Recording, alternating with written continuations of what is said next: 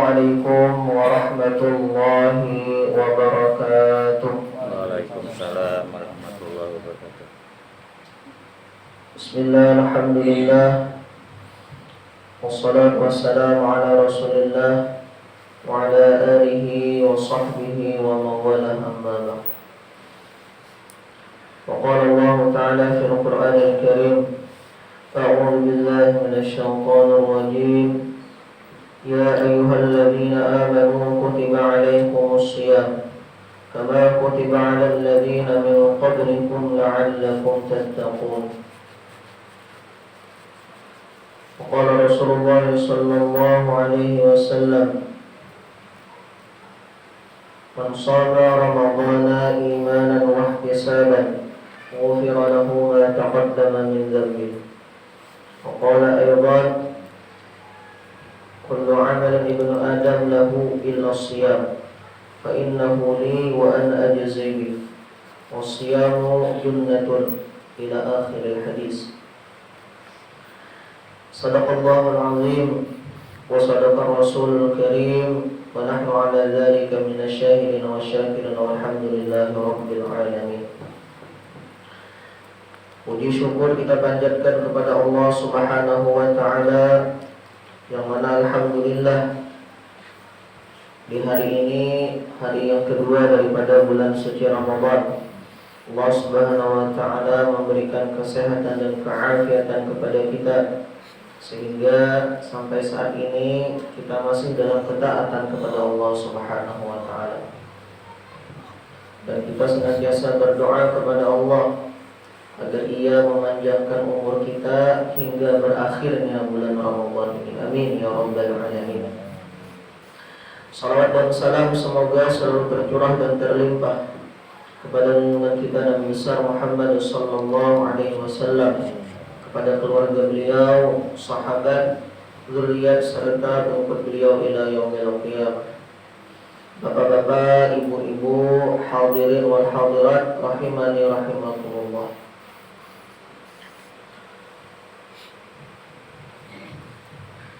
Allah Subhanahu wa taala berfirman di dalam Al-Qur'an, yang memerintahkan kepada kita wajibnya melaksanakan puasa ini ada di dalam Al-Qur'an surah Al-Baqarah ayat 183.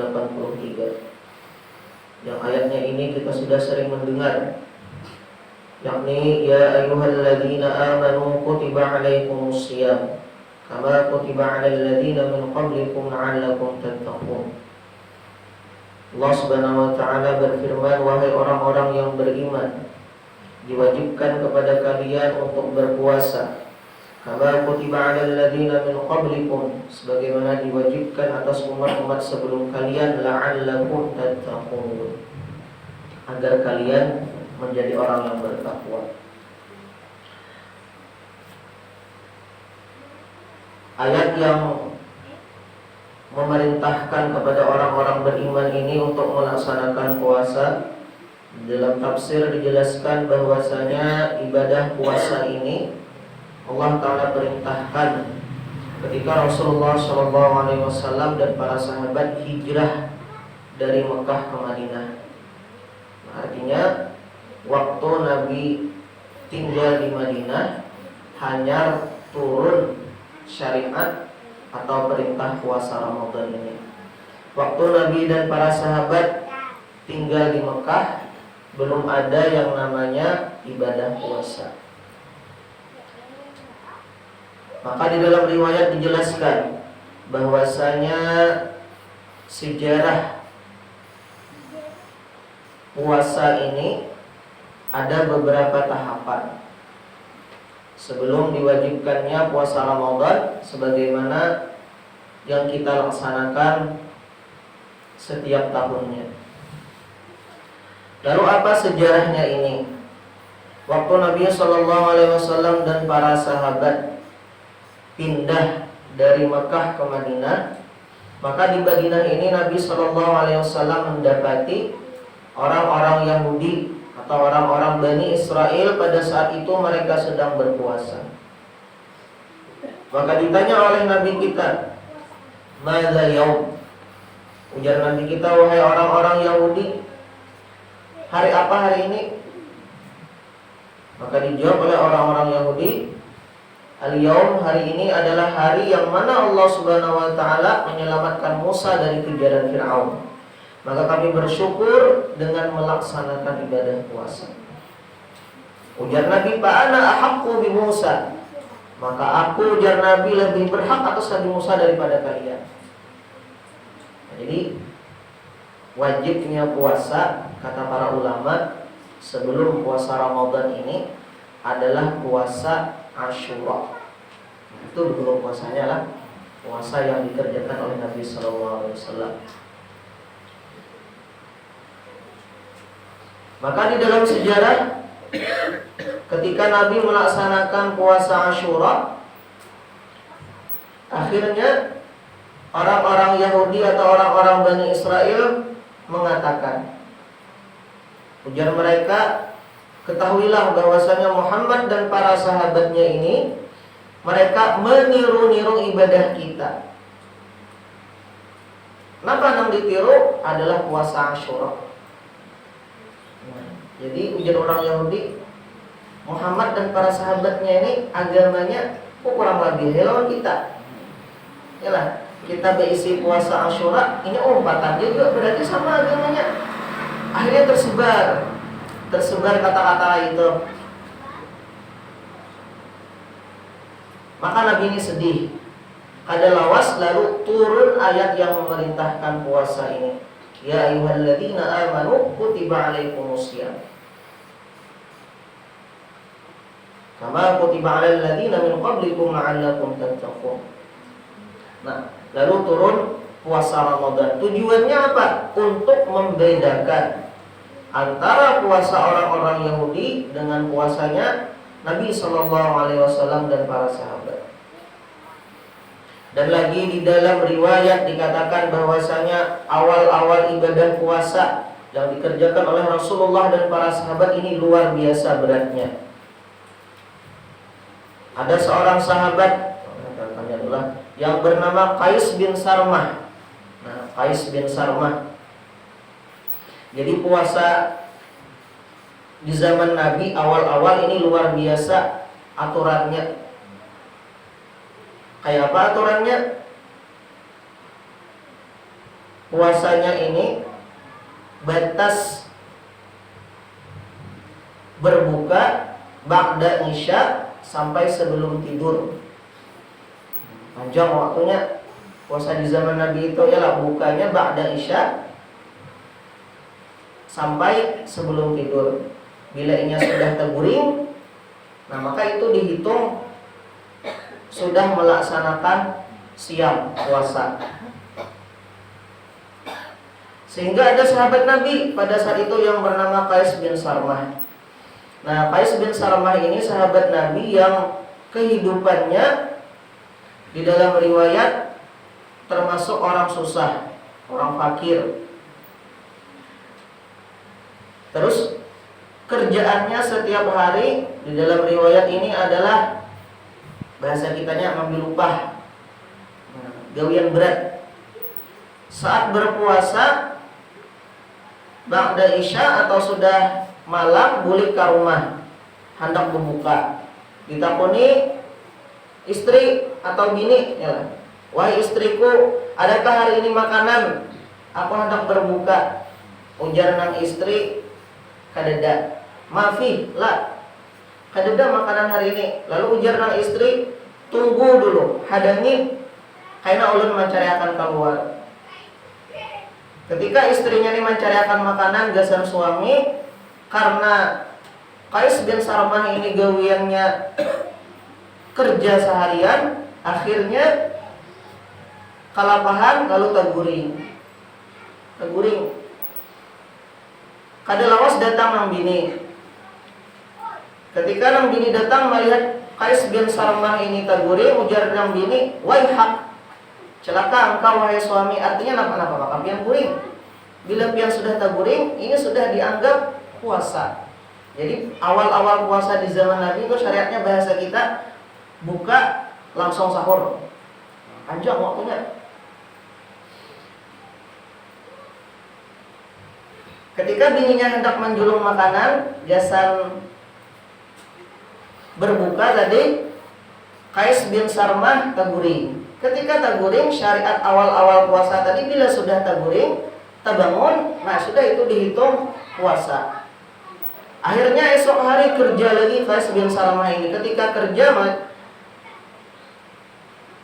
subhanallah, apa yang terjadi? Pingsan. Kenapa? Sudah kada berbuka, kada bersahur pula. Kelaparan, pingsan. Lalu dilaporkan oleh Rasulullah SAW, wahai Rasulullah, ini ada sahabat kita yang bernama Qais bin Sarmah, orangnya pingsan. Lalu dicari informasi, apa sebabnya pingsan? Oh, akhirnya karena kada sempat berbuka, karena kada ada makanan. Jadi sahabat-sahabat Nabi zaman dulu ini luar biasa kehidupannya. Ialah bulik ke rumah takoni bini, oh mamu, ialah bahasa kita adalah makanan di rumah. Ujar Nabi ini kada ada adanya air. Mun kita ialah awak rahatan lapah, bulik ke rumah, bini kada bermasak, bisa pacul lawang. Nah itu ukuran iman kita. Kalau sahabat kada bila dipadahkan oleh bini, belum ada makanan wahai suami, ada nih ay. Setelah kejadian Qais bin Sarmah ini, turunlah firman Allah Ta'ala di dalam surah Al-Baqarah lanjutan ayat puasa ini, uhilla lakum lailatas siyam rafathu ila nisaikum kunna libasul lakum wa antum libasul lahun, dan seterusnya. Lalu tata caranya berubah sebagaimana zaman kita ini, ialah mulai terbit fajar sampai tenggelam matahari. Nah itu batas puasanya. Kalau zaman dulu panjang, luar biasa. Makanya kata para ulama, bersyukur kita ialah dengan pingsannya Qais bin Sarmah ini. Punya kada pingsan, wah panjang puasa kita ini, ialah bisa lucut puasanya. Istilah puasa di dalam Al-Quran. Di dalam Al-Quran istilah puasa ini ada dua kata para ulama. Ada menggunakan kalimat shaum dan ada menggunakan kalimat as-siyam. Kalimat shaum dalam Al-Quran ini artinya menahan. Sebagaimana firman Allah Ta'ala di dalam surah Maryam, falan ukallimal yawma insiya inni nadartu lirrahmani shawman. Ujar Siti Maryam, pada saat ini aku bernazar kepada Tuhanku untuk tidak berbicara insiya kepada siapapun.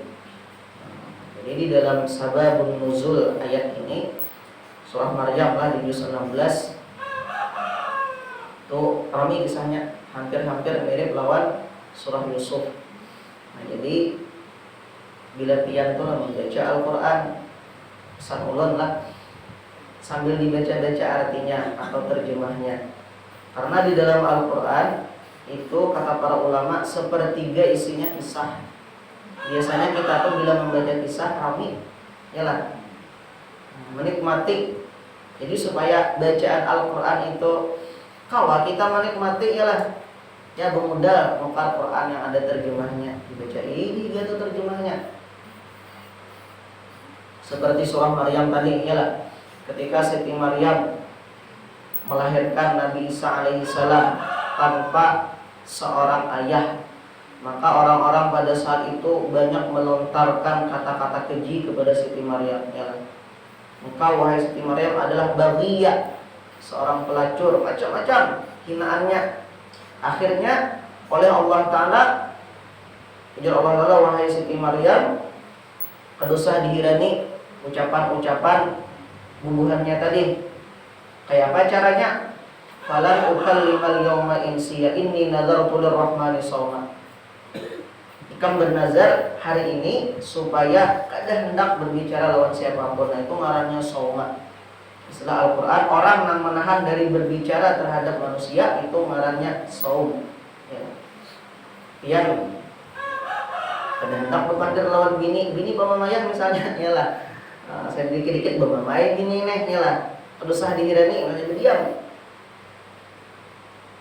Aku mau main lagi saum, ada hendak berpanggil lawan tiang.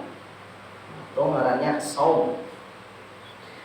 Tapi kalau istilah as-siyam, nah As-siyam ini kata para ulama selain menahan diri dari hal-hal yang bisa membatalkan puasa, as-siyam ini maknanya juga adalah puasa yang ada kaidah-kaidahnya atau aturan-aturannya yang diajarkan oleh Nabi Shallallahu Alaihi Wasallam. Hadis Nabi Shallallahu Alaihi Wasallam berkenaan dengan as-siyam. As-siyamu junnatun, jar Nabi kita. Puasa ini adalah perisai. Apabila seseorang melaksanakan ibadah puasa dengan sebaik-baiknya, maka puasa ini akan menjadi perisai. Junnah. Dalam Al-Quran ada junnatun, ada jinnatun, ada jannah. Yang belain apa? Baris awalnya. Belainnya jannah, artinya apa ya? Surga. Kalau jinnah, minal jinnati wan nas, artinya jin. Kalau junnah, benteng atau perisai. Makanya kata para ulama, Al-Quran itu luar biasa. Setiap kata dalam bahasa Arab yang diawali dengan huruf jim dan nun itu menandakan sesuatu yang tidak bisa terlihat. Jannah, surga. Kalau kita melihat surga, terawat. Kalau kita membayangkan, terawat juga. Ma la 'ainun ra'at wa la udhunun sami'at wa la khatarat fi qalbi basar. Allah Ta'ala, surga itu ma la 'ainun ra'at, sesuatu yang tidak kawa dilihat selama rakan hidup. Kita misalnya melihat pemandangan bagus, surga lebih harap lagi daripada itu. Wala udhunun sami'at, dan tidak pernah didengar. Orang ada berkisah misalnya menggambarkan pemandangan kayak ini, harapnya surga itu lebih harap lagi. Wala fatarat fi qalbi basar, bahkan yang terlintas dalam hati pun tidak ada bandingannya lawan surga. Nah, junnah adalah perisai. Jadi perisai bagi orang yang berpuasa ini kata para ulama adalah perisainya takwa. La'allakum tattaqun. Tujuan daripada puasa tadi adalah agar orang ini menjadi yang bertakwa.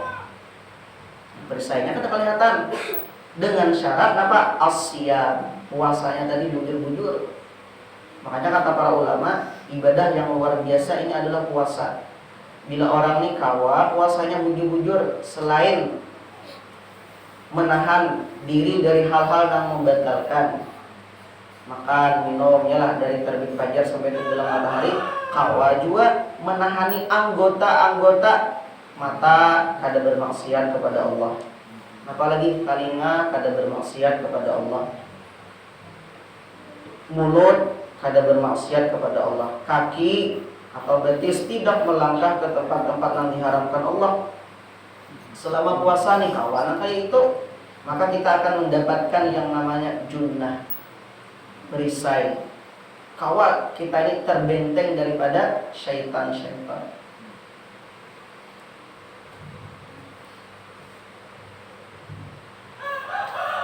Itu yang pertama. Yang kedua, keutamaan bagi orang yang berpuasa kata Nabi Shallallahu Alaihi Wasallam di dalam hadisnya, kullu amalin ibn Adam lahu illa siyam. Setiap amal anak Adam ini untuknya kecuali puasa.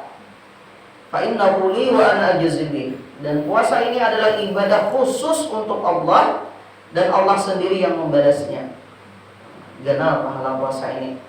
Kata para ulama, kenapa puasa ini ibadahnya khusus untuk Allah dan pahalanya tidak ada batasan?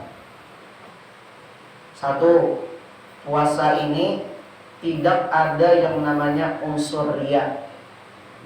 Kenapa? Karena puasa ini ibadahnya kada kelihatan. Kita misalnya berpuasa, orang tidak tahu kecuali kita beribadah. Ini apa nih rahatan puasa? Tapi kalau ibadah yang lain, sembahyang, kelihatan ada gerakannya. Membaca Al-Quran, kelihatan Al-Qurannya yang dibaca. Bersedekah, kelihatan sesuatu yang dijulung oleh orang. Haji, kelihatan ibadahnya. Tapi kalau puasa, kada kelihatan. Sehingga kata para ulama, puasa ini nilai ibadahnya, ikhlasnya luar biasa. Karena tersembunyi. Sehingga Allah Ta'ala menghargai terhadap ibadah yang nilai ikhlasnya ini sangat tinggi, terutama puasa.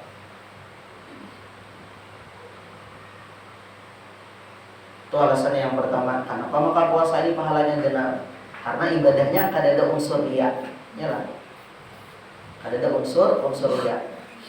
Kada kelihatan ibadahnya kecuali kita bepadah orang. Nah, aku nih puasa. Yang kedua, alasan mengapa ibadah puasa ini pahalanya ganal banget. Firman Allah Ta'ala di dalam Al-Quran, innama yuwaffas sabiruna ajrahum bighairi hisab. Ya Allah Ta'ala, sesungguhnya kami melipat gandakan pahala orang-orang yang bersabar bighairi hisab, tanpa hisab. Orang yang berpuasa, kata para ulama, akan menjalani ibadah kesabaran dalam bentuk 3 hal. Nah, kita ini puasa akan menjalani ibadah sabar 3 hal. Pertama, apa? Sabar dalam menjalankan ketaatan. Kita ini puasa tetap mengaji, tetap sembahyang, yalah. Bahkan kita tambah dengan amalan-amalan sunnah. Sabar kita. Nah, ini sabar dalam ketaatan. Yang kedua, sabar dalam meninggalkan maksiat. Kita ini puasa, yalah. Kalau kita pulang menjaga muntung supaya kada menyambati orang. Kawan menjaga pandangan supaya kada melihat hal-hal yang diharamkan Allah. Kawan menjaga telinga supaya kada mendengar perkataan-perkataan yang kada baik. Kawan menjaga mulut supaya kada berdusta. Kawan menjaga betis supaya kada melangkah ke tempat yang haram. Sabar kita kawan menahani. Ini akan dapat pahala bighairi hisab. Yang ketiga, sabar yang ada dalam ibadah puasa ini adalah sabar dalam hal menghadapi musibah. Musibahnya apa? Kita merasakan lapar dan haus sebagaimana yang dirasakan oleh orang-orang fakir miskin. Jadi puasa ini latihan supaya kita sabar kayak apa garang susahnya orang fakir miskin yang makannya mungkin cuma 2 kali sehari atau ada yang sekali sehari. Kita puasa misalnya ya lah, dan ditahani makan sekali sehari aja siang aja ditahani kita makan, sahur makan ya lah, buka makan, awal masih 2 kali sehari. Mungkin orang fakir ada nang sekali sehari kalau makan. Ini latihan dari Allah Subhanahu Wa Taala supaya kita bisa menjalani 3 kesabaran tadi. Bila kita kawal menjalani 3 kesabaran tadi, maka kita akan dapat pahala sebagaimana firman Allah Ta'ala, innama yuwaffas sabiruna ajrahum bighairi hisab. Itu yang pertama lah, keutamaan puasa tadi nampak puasa ini adalah benteng. Yang kedua, keutamaan puasa ini adalah akan dapat pahala bighairi hisab, tanpa batas. Keutamaan yang ketiga berkenaan dengan puasa ini adalah orang akan mendapatkan ampunan Allah Subhanahu Wa Taala siang dan malam. Hadis Nabi-Nya apa? Man shoma Ramadhana imanan wa ihtisaban ghufira lahu ma taqaddama min dzambi. Barang siapa yang melaksanakan puasa imanan dengan penuh keimanan, wahtisaban, dan senantiasa mengharap balasan dari Allah Subhanahu Wa Taala, ghufira lahu, akan diampunkan ma taqaddama. Nah, lafaz hadis ini ada ma awalnya. Bila ada ma ini kata para ulama, seberataan dosa diampuni. Kada ada batasan lagi dosa halus kagenal. Itu siangnya, kemudian malamnya pulang man qama ya Ramadhana. Ini unik hadis ini kata para ulama, bedanya sehuruf ya. Kalau nang tadi man shoma Ramadhana huruf sha. Hadis yang kedua man qama pakai huruf qa Ramadhana imanan wa ihtisaban ghufira lahu ma taqaddama min dzambi. Barang siapa yang menghidupkan malam Ramadan, sembahyang tarawih atau sembahyang lainnya, imanan dengan penuh keimanan, wahtisaban, dan mengharap pahala dari Allah Subhanahu Wa Taala, ghufira lahu ma taqaddama min dzambi wa ma ta'akhkhara, akan mendapatkan ampunan dari Allah Subhanahu Wa Taala dari dosa-dosanya terdahulu.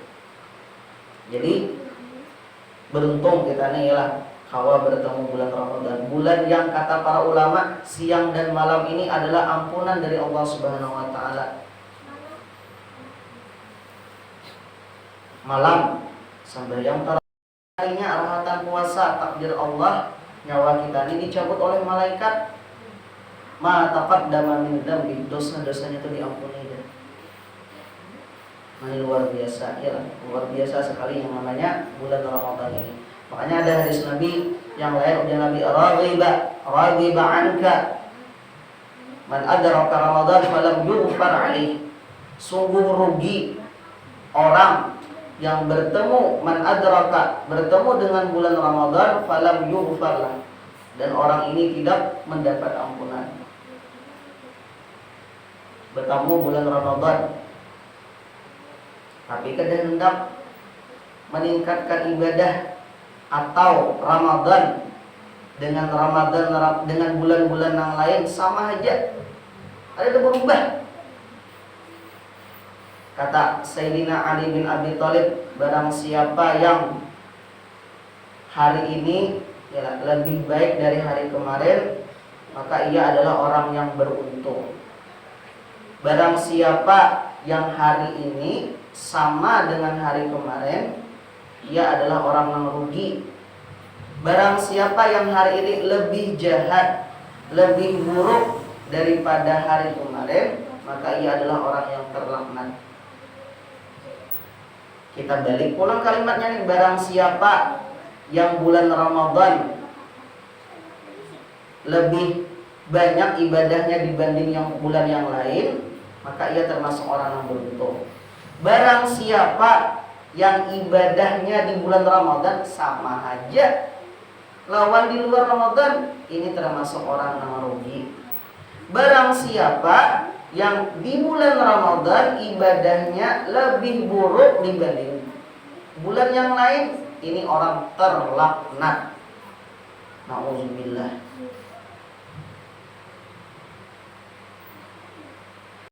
Siapa? Para malaikat. Lulusannya apa? Dapat surga.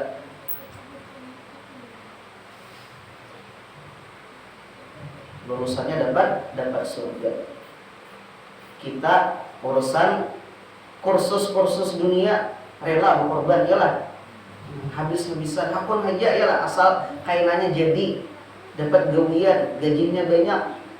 Urusan training bulan Ramadan ada berubah.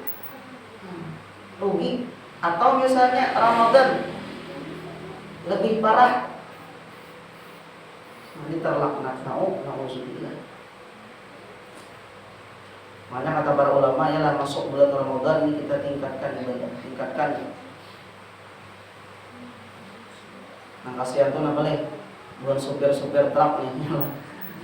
Nah, Ramadan kah, ada Ramadan kah tatap beruku, ya Allah. Iyalah.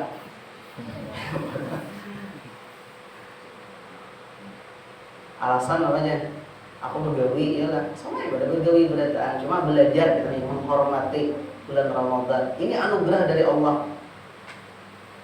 Kita kada tahu kayak nanya betamukah pulang Ramadan ini kadang. Makanya di dalam riwayat para sahabat terakhirlah ada sahabat Nabi ini, ulun ngarannya kada ingat, yang jelas mereka ini berteman rakat banget. Lalu sahabat yang pertama takdir Allah meninggal dalam keadaan jihad, berperang di suatu peperangan bersama Nabi, kemudian gugur. Sahabat yang satunya ini umurnya panjang, takdir Allah meninggalnya dalam keadaan sakit. Nah, kada gugur di jalan Allah. Sehingga ketika di surga dipertemukan oleh Allah Subhanahu wa taala, ternyata sahabat nang tadudi meninggal ini kedudukannya di surga lebih tinggi dibanding sahabatnya tadi yang pamulaan meninggal. Akhirnya sahabat yang pertama meninggal ini bertanya kepada Allah, "Ya Rabb, wahai Allah, napa maka kedudukan ulun ini kada sama lawan kawan ulun tingginya, padahal ulun ini wafat jihad fisabilillah, membela agama Engkau. Maka dijelaskan oleh Allah Subhanahu wa taala, Allah Ta'ala, bukankah sahabatmu yang aku takdirkan umurnya panjang ini bertemu dengan bulan Ramadan. Inilah bulan yang dilipat gandakan pahala amal ibadah, bahasa kita itu pahalanya luar biasa banyaknya, sehingga ia memaksimalkan bulan Ramadan dengan banyak ibadah. Berapa kalinya bertemu Ramadan di situ, nya berkhidmat beribadah, belum lagi ibadah-ibadah yang lain, sehingga kalau dihitung-hitung nilai pahalanya ini lebih tinggi daripada engkau yang jihad fisabilillah. Ini untungnya ialah orang yang diberi umur panjang bisa bertemu dengan bulan Ramadan. Nah, mudah-mudahan dari sini dululah Allah Subhanahu wa taala memberikan taufik dan hidayah kepada kita. Nah, ini kan masih awal-awal bulan Ramadan, hari kedua ialah hari ketiga dan seterusnya. Mudah-mudahan Allah Ta'ala memberikan taufik dan hidayah kepada kita untuk memaksimalkan bulan Ramadan ini. Jangan sampai di bulan Ramadan ini kita amalan-amalan yang wajib ada tergawi. Kita bermohon kepada Allah agar amalan-amalan yang wajib, utamanya sholat 5 waktu ini, kita bermohon kepada Allah agar kita menggawinya tepat waktu, jangan sampai masbuk. Yang kedua, bermohon kepada Allah agar ibadah-ibadah sunnah, sembahyang-sembahyang sunnah, sembahyang rawatib, qabliyah, ba'diyah jangan sampai tertinggal. Ditambah lagi dengan sembahyang duha, sembahyang isyraq, sembahyang tahajud. Dan lagi yang perlu kita tingkatkan di bulan Ramadan ini adalah membaca Al-Quran. Ini pun kawa sehari itu kawa kita membaca sejuz, jangan sampai kurang. Karena di bulan Ramadan ini di dalam hadis itu dijelaskan bahwasanya Nabi SAW tadarus Al-Quran dengan malaikat Jibril. Bila malam selesai Nabi Qiyamul Lail, datang Jibril. Kadang Nabi yang membaca Al-Quran, Jibril menyimak, atau sebaliknya Jibril membaca Al-Quran, Nabi menyimak. Itu yang digali oleh Nabi selama bulan Ramadan dan ditiru lagi oleh para sahabat dan orang-orang soleh di zaman dahulu. Makanya di dalam riwayat orang-orang soleh zaman dahulu saking menghargainya terhadap bulan Ramadan ini, malah mereka 6 bulan sebelum Ramadan ini berdoa kepada Allah supaya panjang umur sampai bertemu dengan Ramadan. Dan 6 bulan setelah Ramadan, orang-orang soleh zaman dahulu berdoa agar ibadah-ibadah yang digawi di bulan Ramadan diterima oleh Allah Subhanahu wa taala. Mudah-mudahan kita menuruti orang-orang soleh zaman dahulu ini, menghargai terhadap bulan Ramadan. Amin ya rabbal alamin. Ala hadhihi al-Fatihah.